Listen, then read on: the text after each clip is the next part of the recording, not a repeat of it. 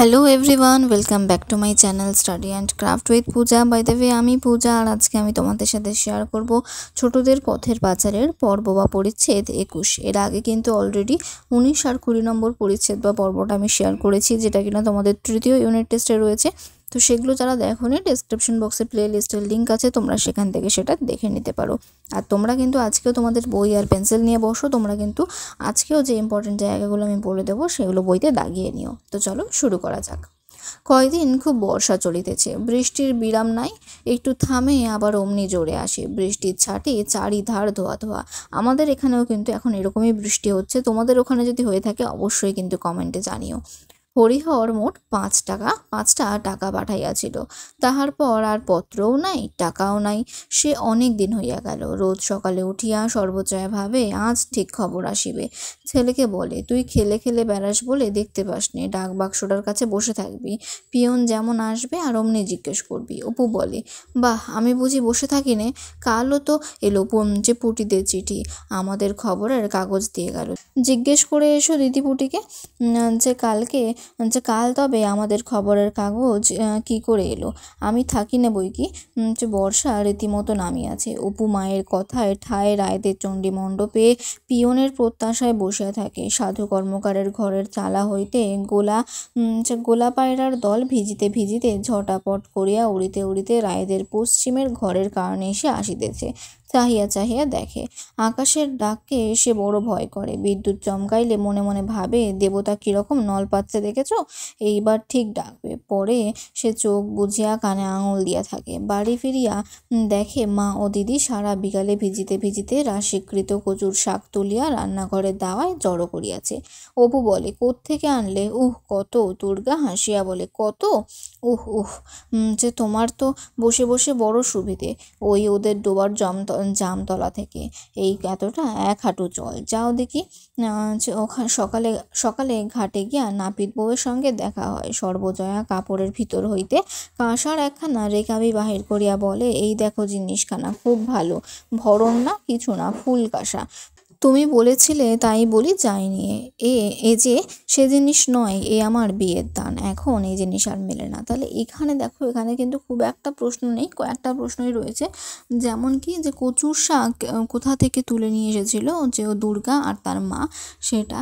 তারপরে হচ্ছে অপুকে তার মা ওই চিঠির জন্য যেখানে বলে ডাকের ওখানে বসে থাকতে কেন বলেছিল, পিয়নের প্রত্যাশায় তাকে কেন বসে থাকতে হয়েছিল, বা তার মা কেন তাকে বলেছিল যে বসে থাকার জন্য, পিয়ন যখন আসবে ডাক বাক্সের কাছে বসে থাকতে কেন বলেছিল। তারপরে হচ্ছে যে হরিহর কত টাকা পাঠিয়েছিল। এই প্রশ্নগুলো কিন্তু এখান থেকে রয়েছে। তো এই জায়গাগুলো তোমরা মার্ক করে নাও। এরপরে রয়েছে, অনেক দরদস্তুরের পর নাপিত বউ একটি আধুলি আঁচল হইতে খুলিয়া রেকাবিখানা কাপড়ের মধ্যে লুকাইয়া লয়, কাউকে যেন না প্রকাশ করে। সর্বজয়া এই অনুরোধ বারবার করে।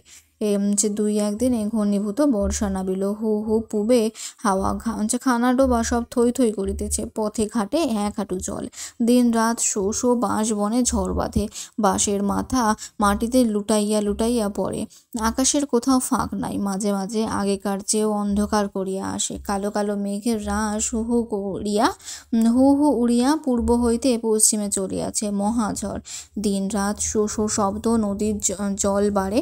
কত ঘর দোর, কত জায়গায় যে পড়িয়া গেল। নদী নালা জলে ভাসিয়া গিয়াছে। গরু বাছুর গাছের তলে। বাঁশ বনে বাড়ির ছাঁচতলায় অঝরে দাঁড়াইয়া ভিজিতেছে। পাখি পাখারের শব্দ নাই কোনো দিকে, আর অবিশ্রান্ত ধারা বর্ষণ। অপু দাওয়ায় উঠিয়া তাড়াতাড়ি ভিজা মাথা মুছিতে মুছিতে বলিল, আমাদের বাঁশতলায় জল এসেছে দিদি, দেখবি। দুর্গা কাঁথা মুড়ি দিয়ে শুইয়াছিল, না উঠিয়াই বলিল, কতখানি জল এসেছে রে? অপু বলে, তোর জ্বর সারলে কাল দেখে আসিস। তেঁতুলতলার পথে হাঁটু জল। পরে জিজ্ঞাসা করে, মা কোথায় রে? ঘরে একটা দানা নেই, যে 2খানি বাসি চাল ভাজা মাত্র আছে। অপু কান্নাকাটি করে, তা হবে না মা, আমার খিদে পায় না বুঝি, আমি 2টি ভাত খাবো। তার মা বলিল, লক্ষ্মী মানিক আমার, ওরকম কি করে, অনেক করে চাল ভাজা মেখে দেবো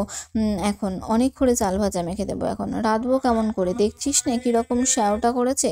উনুনের মধ্যে 1 উনুন জল যে, পরে সে কাপড়ের ভিতর হইতে একখানা কি বাহির করিয়া হাসি মুখে দেখাইল, এই দেখ একটা কই মাছ বাঁশতলায় কানে হেঁটে দেখি বেড়াচ্ছে। বন্যার জল পেয়ে সব উঠে আসছে গাং থেকে। বরজ পোতার ডোবা ভেসে নদীর সঙ্গে এক হয়ে গিয়েছে কিনা তাই সব উঠে আসছে। দুর্গা বলে, একটু জ্বর সারলে কাল সকালে চল অপু, তুই আর আমি বাঁশবাগান থেকে মাছ নিয়ে আসবো এখন। পরে এসে অবাক হইয়া ভাবে, বাঁশবাগানে মাছ কি করে এলো? বাহ তো। আচ্ছা, মা কি আর ভালো করে খুঁজছে যে খুঁজলে আরও সেখানে আছে, দেখতে পেলাম না কীরকম কই মাছ কানে হাঁটে। কাল সকালে দেখব, যে সকালে জ্বর সেরে যাবে। তাহলে এখানেও কিন্তু খুব একটা প্রশ্ন নেই, শুধু একটা প্রশ্ন তোমরা এখান থেকে দাগাতে পারো যে অপুর মা কোথার থেকে কই মাছ নিয়ে এসেছিল বা কোথায় যে কই মাছ এসে জ্বর হয়েছে সেটা কিন্তু তোমরা দাগাতে পারো। এরপরে রয়েছে, চারিদিকে বন বাগান ঘেরিয়া সন্ধ্যা নামে, সন্ধ্যার মেঘে ত্রয়োদশীর অন্ধকারে চারিধার একাকার। দুর্গা যে বিছানা পাতিয়া শুইয়া আছে তাহারই এক পাশে তাহার মা ও অপু বসে। ওদিকে ভাই বোনে তুমুল তর্ক বাঁধিয়া যায়। অপু সরিয়া মায়ের কাছে ঘেঁষিয়া বসে। ঠান্ডা হাওয়ায় বেজায় শীত করে। হাসিয়া বলে, মা কি যে সেই শ্যামলঙ্কা বাটনা বাটে মাটিতে লুটায় কেশ? দুর্গা বলে, ততক্ষণে মা আমায় ছেড়ে গিয়েছেন দেশ।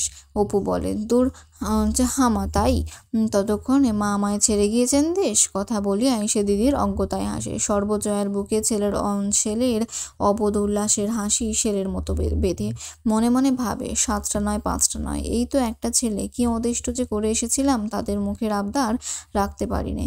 ঘি না লুচি, সন্দেশ না কিনা, শুধু দুটো ভাত, নিরক্ষী।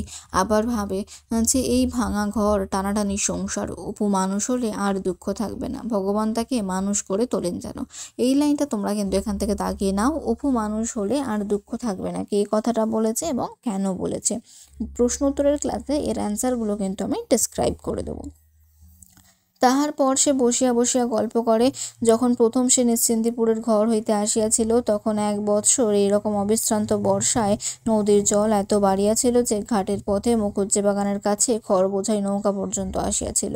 অবু বলে, কত বড় নৌকা মা? মস্ত, ওই যে চুনের নৌকা, সাজি মাটির নৌকা মাঝে মাঝে আসে, দেখেছিস তো? অত বড়। দুর্গা হঠাৎ জিজ্ঞাসা করে, মা তুমি 4 গুছির বিনুনি করতে জানো? অনেক রাত্রে সর্বজয়ার ঘুম ভাঙিয়া যায়। অপু ডাকিতেছে, মা ও মা ওঠো, আমার গায়ে জল পড়ছে। সর্বজয়া উঠিয়া আলো জ্বালে। বাহিরে ভয়ানক বৃষ্টির শব্দ হইতেছে, যে ফুটা ছাদ দিয়ে ঘরে সর্বত্র জল পড়িতেছে। সে বিছানা সরাইয়া পাতিয়া দেয়। দুর্গা অঘোর জ্বরে শুইয়া আছে। তাহার মা গায়ে হাত দিয়া দেখে তাহার গায়ের কাঁথা ভিজিয়া সপ করিতেছে। ডাকিয়া বলে, দুর্গা, ও দুর্গা, শুনছিস? একটু ওর দেখি, বিছানাটা সরিয়ে নি।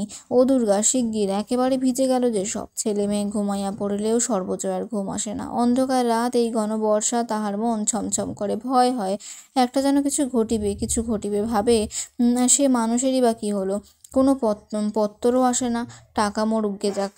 যেখানে সে মানুষের বলতে এখানে কিন্তু তার যে হরিহরের কথা বলা হয়েছে, যে এরকম তো কোনোবার হয় না। তার শরীরটা ভালো আছে তো? মা সিদ্ধেশ্বরী, 5 আনার ভোগ দেব। ভালো খবর এনে দাও মা।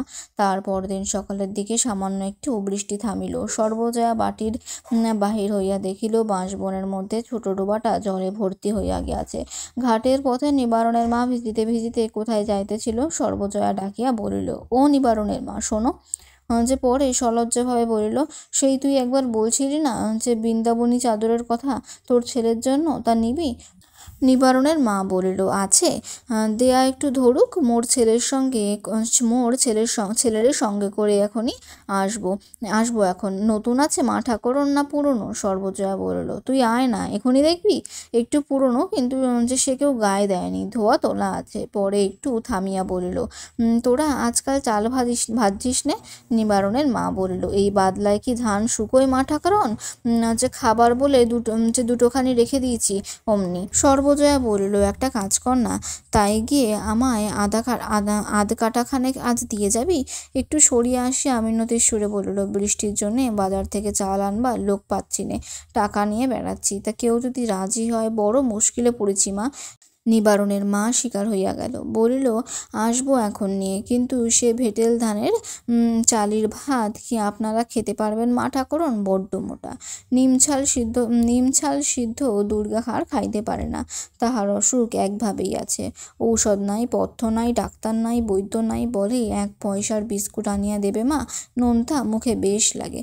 বেশ লাগে না যে সাবু তাই জোটে না, তাই বিস্কুট। তাহলে দেখো এখানে কিন্তু বা এই পরিচ্ছেদটায় কিন্তু খুব একটা বেশি প্রশ্ন ছিল না, যেগুলো ছিল আমি বলে দিয়েছি। তবে তোমরা এখান থেকে এটা দাগিয়ে নিতে পারো যে বৃন্দাবনী চাদরের বিক্রির কথা যে সর্বজয়া কারকে বলেছিল, নিবারণের মার কাছে, আর তার বদলে সে তাদের থেকে কি নেওয়ার কথা বলেছিল, সেই চালের কথা, সেটা দাগিয়ে নিতে পারো। আর কেমন চাল আছে তাদের বাড়িতে, নিবারণদের বাড়িতে, সেইটাও কিন্তু একটা শর্ট প্রশ্ন এখান থেকে হচ্ছে। তো খুব বেশি প্রশ্ন নেই এখানে।